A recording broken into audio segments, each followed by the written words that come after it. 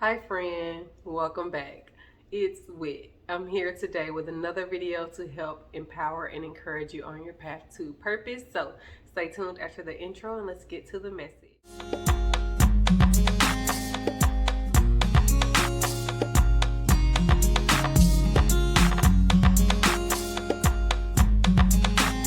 Hey friend, so first of all, you're probably wondering where I've been. Um, as y'all can probably tell by my voice, I have actually been recovering from COVID. And I'm okay. We whole house on quarantine. I wasn't able to really get on here like I wanted to. For one, COVID wasn't the worst thing. It kind of felt like the flu, but if anybody's had the flu, you know how draining it can be. So you just kind of want to lay around and rest. So that's pretty much what I did. And honestly, with the way my life goes, just so busy all the time, I had to actually thank God for that period of rest and, just trying to clear my mind and actually be able to focus on some things that I needed to focus on, do some self evaluation, all of those things. So, without further ado, I want to get into the message and just tell you, sometimes we got to take that time out. Mine was kind of forced with COVID and all, but I won't cry about getting, that time to actually do that. I mean, I didn't really want to sit still. I had plans for my business to get everything together and launched and ready, but God had his plans, so I am not going to complain about that one bit. I'm healthy, I'm recovering, I still have this cough, so y'all may see the camera cut off and come back on for a minute, because if I get the coughing, it's not pretty. So I'm not gonna put y'all through that, have y'all worrying. But if I get the coughing, I'll cut the camera off. And I still have some congestion, as you can probably tell by my voice, and I can't smell or taste anything. But overall, I'm doing well. I feel a lot better. One of my children tested positive as well and had no symptoms other than some mild congestion for like a day. So, got to be grateful for that.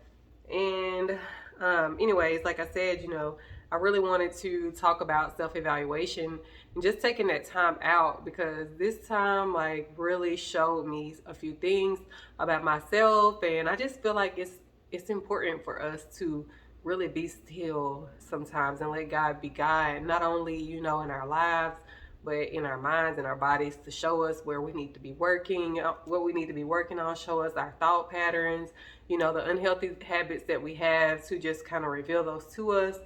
So we can recognize, maybe our strengths, we can recognize our weaknesses, we can see our motives, we can see our, where we may have idols set up in our lives. Because like I told y'all in a previous video, probably a couple of different ones, the enemy loves to keep us busy. He loves to keep us distracted.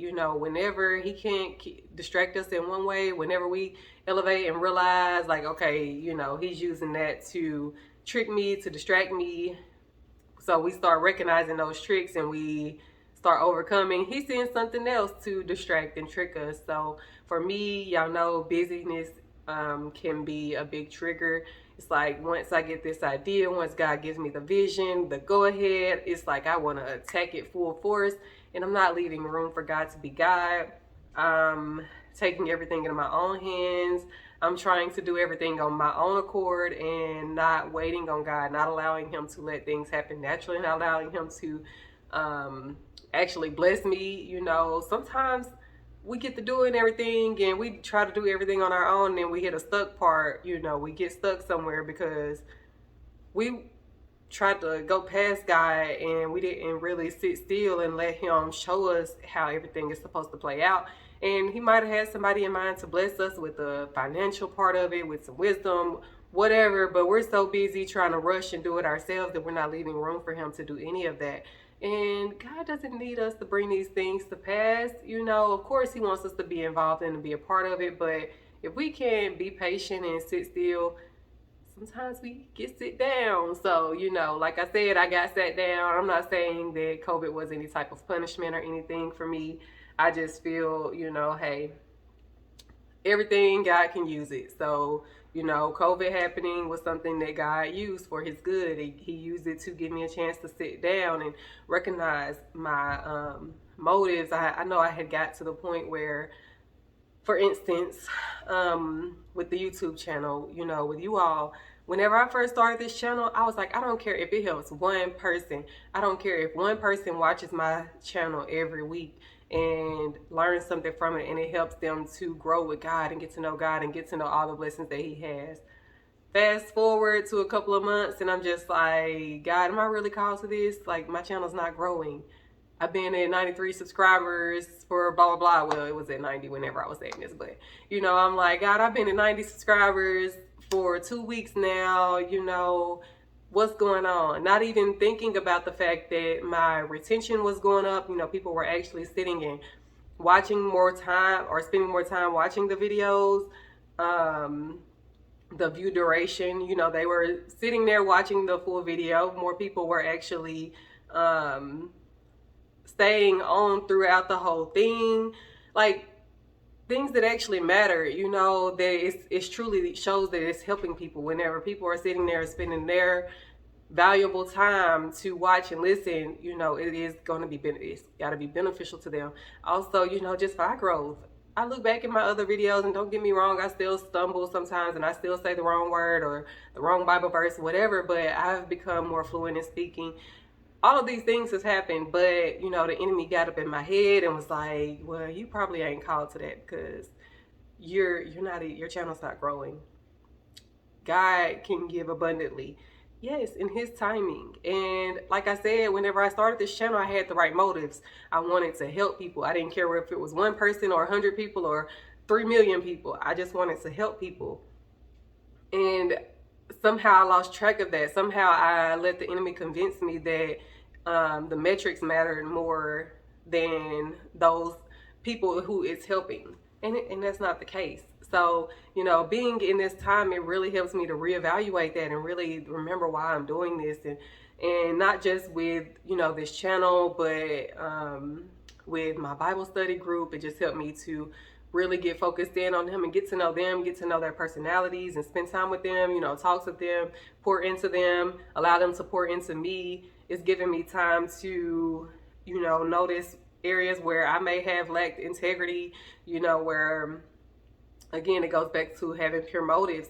Everything with God is about purity. You can fool the whole world, but you can't fool God. And whenever our hearts aren't pure, whenever our intentions aren't pure, you know, whether it's intentional or not, like I said, I just wanted to see the growth. I wanted to see numbers because numbers is how it's, you know, measurable proof that it's helping people. But y'all's comments do that. You know, I've had people come up to me that didn't even know me, you know, from church, just, you know, outside of my friend group that actually, you know, came across my channel and told me that it helped them, you know, whether social media, all of that. Like, I have ways of knowing this, but again, you know, the enemy tried to get in there and, you know, just taint my heart. And God used this time out period of my life to really help me to self-evaluate.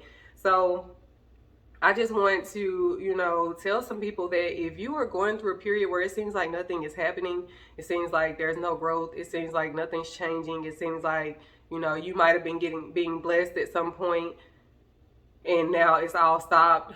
Don't necessarily sit there and think, oh, God is punishing me. It may not be that God is punishing you. You may not have, you know, it may just be God is trying to show you something. God is wanting you to talk to him and spend more time with him and let him pull those things out of you. Let him show you where your focuses may need to shift. Let him show you your strengths. Let him show you your weaknesses. So, you know, and also it's time to really focus on learning how to love yourself. We get so caught up in trying to please people and trying to, you know, whenever we read the Bible and it says, love thy neighbor as you love yourself, we focus on the love thy neighbor.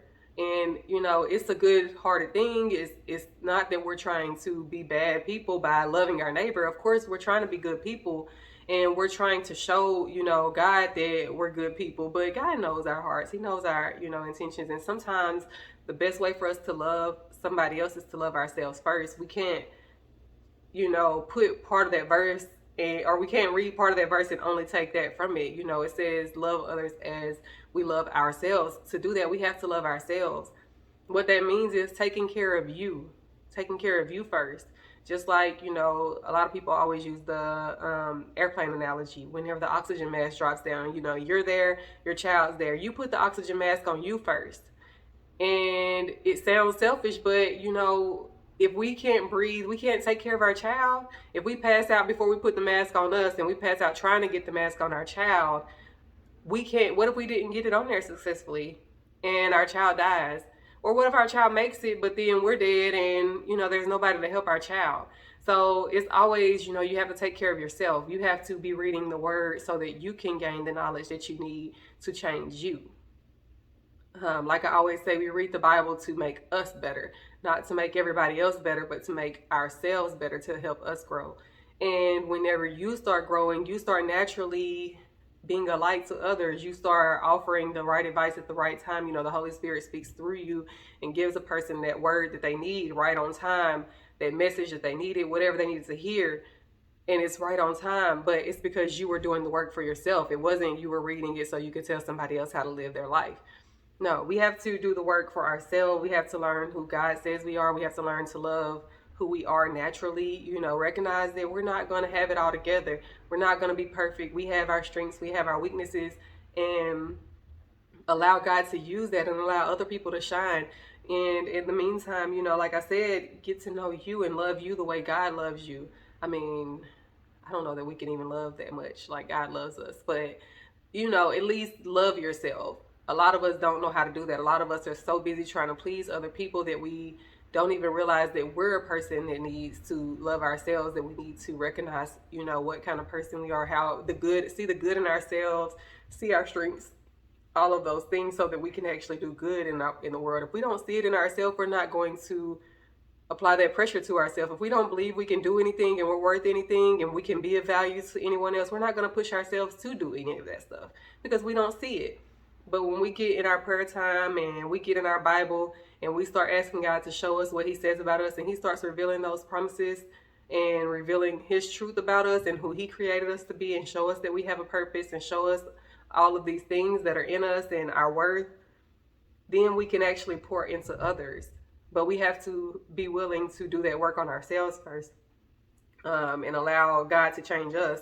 And in the meantime, I know, you know, as you're changing and you're growing, you want to take on everybody as an assignment. But that's how the enemy works. He loves to get us distracted with these assignments. And I'm not saying that some people aren't assignments, but sometimes when we need, like I said, with that self-evaluation, that time-out period is a period of self-reflection where we're sitting down and working on us. And if we start focusing on somebody else and what they need, and, you know, just taking that time or not taking that time for ourselves, and we're trying to fix somebody else up, we actually can become overwhelmed. We can become distracted. Some people don't even want our help, honestly, you know, and I mean that. Like, some people will keep coming back to you because you think you're helping them and they're telling you you're helping them, but whenever you really look at their life, they're not applying anything that you're sharing with them. They're not applying any of the knowledge because really they wanted attention, not help. So, you know, you get distracted giving them all your attention, and you lose yourself and you don't get that help that you need. So we have to, you know, not only during this time be willing to take that time for ourselves, but if we feel the need, you know, if we feel somebody else needs us, whatever, we need to pray and trust God with them. Trust God that not only will, you know, for one, if that person really wants God, they're going to seek him out just like you did. If you want God, nothing's going to stop you from pursuing him. If you truly want him, like, you might get distracted, you might, you know, get overwhelmed, something might happen, the enemy will throw things at you. But at the end of the day, if you truly want God and you truly desire to have a relationship with God, you're going to keep going after him.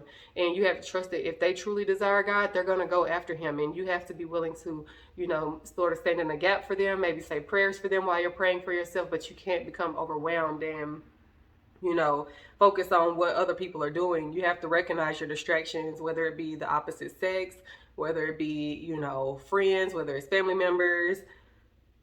Notice those people that are just draining, you know, like I said, they want more attention than they do help. And be willing to, you know, offer a prayer for them, but set boundaries. Somebody said this the other day, and I've heard it before, but it's always right on time every time I hear it. No is a complete sentence. That's all you have to say. You don't have to offer any explanation. Now, you're not trying to be mean or be rude or anything, but some people will just keep making you feel like you got to explain, and in that process, they're taking your time, they're taking your energy, they're making you question yourself. Sometimes you just got to be willing to tell people no, and trust, like I said, that God will work with them. God will be there for them. Trust them to God, just like you can trust yourself to God. Another thing, just taking things one step at a time. Like I told y'all, I struggle with busyness. When God gives me a vision, when God gives me an idea, when, I am passionate about something, I hit the ground running. I want to get everything done. I want to, I'm super focused on it. I'm super passionate about it. I want to see it out. And I can get lost and overwhelmed in the details. And, I know I'm not the only person that does this. You get so overwhelmed in the planning that you start putting that as an idol in your life. You start, focusing more on that. You might be praying, but your whole prayer, you've been sitting here talking about this one thing. You haven't prayed for anybody. Like I said, it goes back to checking your motives and your intentions. You haven't prayed for anybody else. You haven't been there for anybody else. And I'm not saying that there aren't times when you need to be focused, but you have to look at the fruit. What are you becoming mean? Are you becoming impatient with people because you really don't want to hear what they got to say? You're so focused on doing what you want to do that you ignore them. You ignore everything. You ignore all the things that God's trying to show you. You're not spending time in your word. You're not really spending time in prayer. You're really just making a list out to God or making a list out to yourself. You're trying to do everything on your own accord. You're not consulting God. We get so caught up in that. And, even though our intentions seem good and seem noble and seem pure, when we really reflect on it, it's us trying to do it all ourselves and not allowing God to be Him. And then it sets us back. It ends up, prolonging the process. It ends up causing us to run into unnecessary problems.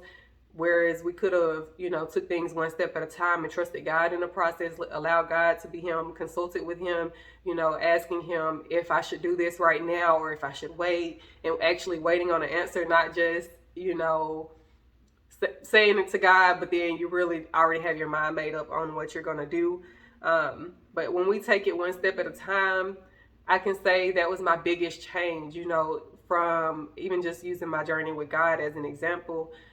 When I first started my journey, in the previous times I had tried to, draw closer to God, I would overwhelm myself with all these good works, doing all this perfect stuff. And, I got to read my Bible for this amount of time, and I got to do this and I got to do that. So when things got tough, when the enemy started sending those distractions, it was easy to not do any of it, to just, fall back from all of it, because I was messing up in one area and I didn't want to feel that conviction, or, I just didn't have the time, or I felt I didn't have the time. So it was easier for me when I focused on the relationship, took things one step at a time. I didn't focus on being perfect. I didn't focus on trying to do all the good in the world and trying to be, Miss Goody Two Shoes, helping the poor, helping the needy, helping, being there for all my friends, praying for everybody. I didn't do that. I focused on my relationship with God. I didn't even make a big announcement or anything, because I felt like so many times I had told people in the past,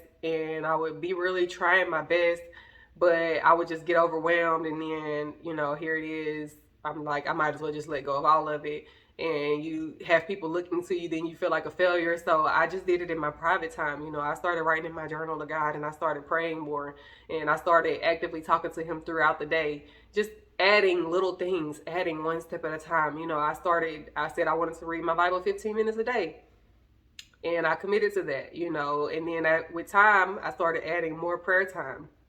I was probably praying maybe 5 minutes at first, and then I added 10 minutes, and, just increased in time. And I started actually getting to the point where now it's like, if I don't spend that time with God, I notice it. Like, I'm like, oh my gosh, I really need that time. Like, my mind is just all over the place. I need to just spend some time with God. I need to cut on some worship music. I just need to pray. I need to cry. I need to talk to God about this, because I am completely distracted. And like I said, I took it one step at a time and I got to that point. You know, we overwhelm ourselves when we try to do everything perfectly. God's not expecting you to come to him being perfect. You know, God's not expecting you to get it all right every time. Don't overwhelm yourself. You know, and I'm not saying don't seek God wholeheartedly. If you feel the desire and you're, you know, pumped up about God, go all in. If one day you want to read for 3 hours, go for it. You know, if you feel that desire, that Holy Spirit stirring up in you, you know, I fully tell you to follow that. But I'm saying, you know, don't put too much pressure on yourself to try to be perfect and then lose everything in the process because you're so caught up in trying to look like the perfect Christian that you're really not getting to know God and spending that time with him. So that's really the main thing I wanted to come here and just tell everyone it's important to take that time out to self-evaluate, you know, to reevaluate your morals, what, you know, the reasons that you're doing the things that you're doing, you know, check your heart, all of that. Nothing wrong with going back to the drawing board sometimes and just, you know, redoing your whole process because the enemy loves to get in and just be sneaky and be unnoticeable, and he always works in the areas, you know, where we're slacking. You know, whether it's if we've been, you know, putting all our time into God and we haven't been trying to have fun or anything, the enemy tries to throw something big and fun into in front of us to distract us, whatever he can do, you know, wherever we're struggling at, whatever area we're struggling at. We may not even notice we're struggling in it. We may just be being hyper focused, but because we didn't take that time out to self-evaluate, to ask God to show us any areas where we may be slacking, any areas where we're not, you know, our motives aren't pure, whatever the case, the enemy loves to attack in those areas. So we just got to give God room to work and to show us. But that's all I have for you tonight. I pray that this video has hit home for you and that it really speaks to you.